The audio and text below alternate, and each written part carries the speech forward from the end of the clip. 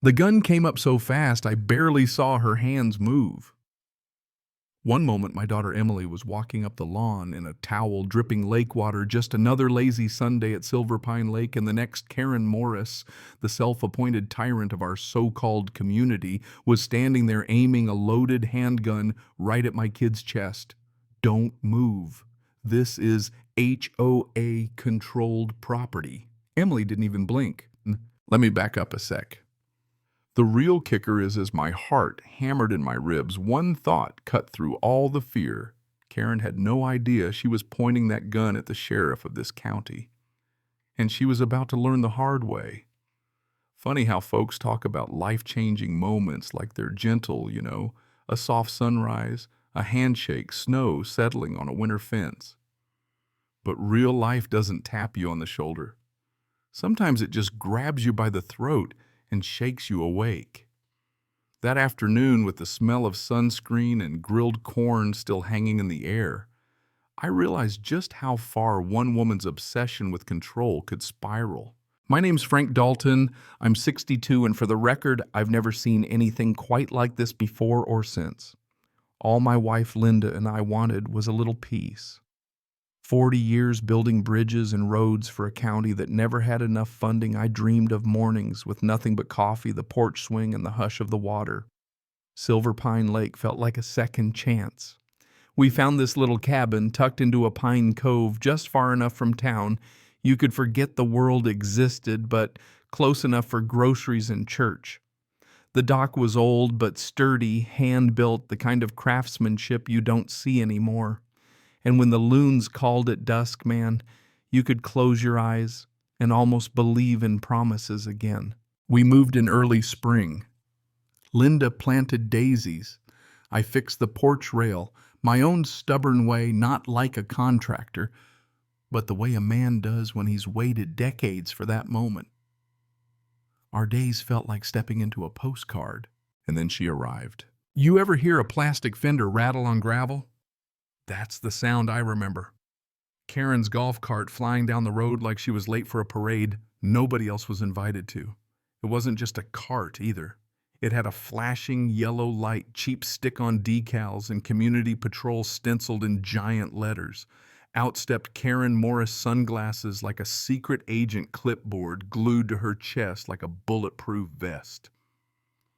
If you told me that same woman would one day be shaking red-faced on my lawn, waving a handgun at my daughter, I would have poured you a drink and told you to cut back on TV. But life writes its own stories. Karen. She was about to write herself into a corner even she couldn't control. You know that feeling you get walking into a place and something deep down just says, yeah, this is home.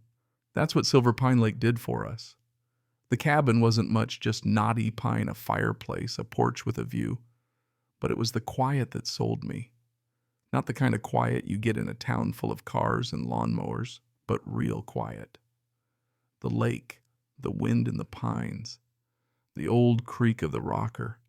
Linda squeezed my hand that first day and whispered, Frank, this feels like a second chance. She was right. We'd worked buried, our parents raised our kids, life wears people down slow. We were ready for something different. So we bought it. Didn't even negotiate. I wanted to live, not analyze. We rebuilt the porch rail. Linda planted wildflowers. Coffee every morning on the swing. Sometimes we'd talk, sometimes not. Just sitting, listening, thinking maybe if life gives you one good season of peace, that's enough. Emily came up the second weekend, brought the grandkids. She walked around the place smiling. You did good, Dad. We grilled, watched the kids chase fireflies, ate Linda's famous peach cobbler. It was the kind of night you wish you could put in a jar and keep for hard times. But we didn't move here to fight. We came to breathe. On our third week, I told Linda, I think we finally found a place that can't be ruined. She kissed my cheek, said, Don't jinx it. Should have listened right. Peace is fragile, and sometimes all it takes is one person with a clipboard and a power complex to shatter it. It was a Saturday morning. Gentle spring felt like a postcard. I just tightened the porch swing bolts when I heard that rattle. Figured it was a kid's ATV. Nope. Here comes the golf cart, flashing yellow light, bouncing crooked decals, trying real hard to look official. Then Karen steps out, jaw-tight sunglasses, shining clipboard, ready to declare war. She didn't even bother with small talk. Welcome to the Silver Pine Community Association. I'm Karen Morris, president. President like she's running a country. Annual dues are $600. Please review everything and sign the membership agreement. I took her stack of papers. It was thick as a law book. We weren't aware there was an HOA, I said. Realtor never mentioned it. She gave this humorless laugh like a principal catching a kid without a hall pass. Of course there's an HOA. Otherwise this place would collapse into chaos. Standards must be maintained. Linda tried to keep things friendly. We just weren't expecting it, that's all. Karen's eyes swept the porch, the garage, like she was circling violations in her head. Attendance at monthly meetings is strongly recommended, and I personally oversee the enforcement division. She gestured at her golf cart, her division. I held the binder. We'll take a look at everything. Don't just look at it. Sign it and return it with your dues. I like new residents on board quickly. She spun on her heel and drove off. Linda whispered, "She's committed." I nodded, but my gut was uneasy, like hearing thunder a little too far away. As I flipped through that binder, rules and fines and schedules piled high, I couldn't shake one question. How does a place this small have a rule book this big? That wasn't just an HOA president stopping by. It was a woman who thought she owned the whole shoreline and had just decided she owned us too. By Sunday night, I'd read the whole thing. It wasn't the rules that bothered me. It was the assumption that we were part of her world, her authority. But we weren't. So the next morning, I pulled out the property survey warranty deed, the parcel map from 1978. Everything pointed to one fact: our cabin wasn't in her HOA. Never had been. Road was county maintained. Utilities were independent. Our lot existed before Karen's community standards were a twinkle in anyone's eye. I told Linda. She smiled. Good. Let's tell her and move on.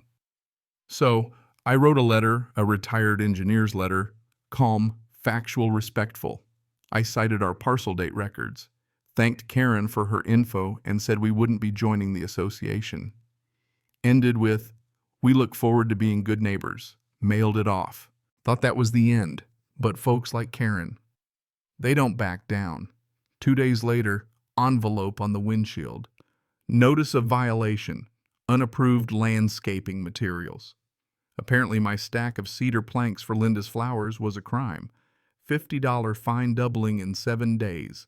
Scrawled signature President Karen Morris. Linda found me leaning on the truck. "Frank, she's serious, isn't she?" "She's something," I muttered, though the knot in my gut said otherwise. I didn't argue, just moved the boards inside. Not because her rules applied, they didn't, but because I didn't want more conflict. Didn't matter. 2 days later, improper waste receptacle display, trash can at the end of the drive too early, another $50. Linda just shook her head. This isn't normal. She was right. It wasn't about rules, it was about submission. Hers demanded, ours refused. So I started a folder, labeled it Karen. Engineer instincts, document everything, measure twice, prepare for the storm. Emily showed up that weekend. I handed her the folder. She flipped through it, eyebrow arched. "So she's issuing citations for an HOA you're not even in." That's the long and short of it. "And these fines, are they enforced?" "Nope. But it's not stopping her." Emily, being sheriff, exhaled long. "Dad, she has zero authority to do any of this. And that golf cart, she's right on the line of impersonating law enforcement. Next time you call it in, document everything." Her husband, Mark, joined us. Karen blocked my truck last visit. Took a photo like she was tagging evidence. Emily just laughed. "You're married to a sheriff, making a fuss is my job." But she was right. People like Karen don't de-escalate, they double down. Next week, my birthday, just a backyard cookout, family, neighbors, kids running wild. Karen showed up, blocked my friend's SUV, declared a noise violation, counted cars. The bylaws state no more than 4 guest vehicles, she shouted. I kept calm. Karen, we've been over this. My property isn't. This is a private community. She cut me off loud enough for everyone to hear. Emily stepped in cool, polite, not in uniform. Which county ordinance gives you authority to block the road? Karen sputtered. It's not county, it's community bylaws. Legally binding for members, Emily reminded her. But my parents aren't members. Karen snapped photos, wrote angry notes, finally moved her cart, then sat glaring all afternoon, sucking the fun right out of my own party. Linda and I sat on the deck after everyone left. She's not pushing boundaries, Frank. She's crashing through them. She was right. Because the worst part wasn't over. The worst, when Karen would pull a gun, was still coming. The surveillance started 2 days later, her golf cart parked across the road, just watching. Not moving, not patrolling, just watching. The kind of watching that makes your skin crawl. Friday. Another violation. She'd moved our trash can, taped a fine to it. Linda whispered, Frank, this isn't normal. No, it wasn't. The real blow landed soon after Linda got a certified letter from the county unpermitted shoreline structure. Possible fines. Mandatory removal. Our dock, older than Karen, older than both of us, was suddenly illegal. Only one person had the free time and the grudge to weaponize red tape like that. Emily read the complaint. This is harassment. Filing a false report is a crime. We spent days digging up receipts, surveys, plat maps. Proved the dock was legal, grandfathered in. Complaint dismissed. Relief was short-lived. Because Karen had switched from fines to government threats. She didn't care about rules-only control. A few mornings later, I ran into Gerald at the post office, the timid retiree Karen used as her committee. He looked ready to crack. After a quiet apology, he confessed, she just makes the rules up now. There's never a quorum. She says votes passed when they didn't. She keeps the books, nobody sees them. The HOA's registration lapsed last year. She's still collecting dues legally. The HOA doesn't even exist. He looked haunted. I don't know what to do anymore. Let me handle it, I told him. But not the way she expects. I'll let the truth do the talking. That night I told Emily everything. She just shook her head. That's fraud, Dad. Not the petty kind either. I wasn't ready to turn it into an official investigation, not yet. Folks deserved a chance to see the truth with their own eyes, not get it handed down by the sheriff's department. So I wrote a letter, laid out every fact. The HOA was dissolved, the dues, unenforceable meetings, fabricated funds, missing fines, baseless. What you choose to do with this is up to you, but you deserve to know. I mailed 39 certified letters. Neighbors started talking, angry, betrayed, huddled in small groups. Karen's grip was slipping. Emily stood beside me one evening watching. This is the moment before everything blows up. And it did. Sunday afternoon, Linda reading Kids by the Lake, me fixing the flower bed. Karen came tearing across the lawn in her golf cart, ripping up Linda's flowers, waving my letter, wild-eyed, screaming, "How dare you? You ruined everything." She kept getting closer, red shaking, spitting fury, blaming me, blaming Linda, blaming everyone but herself. Emily started up the lawn, slow but steady. Karen didn't even notice, too far gone.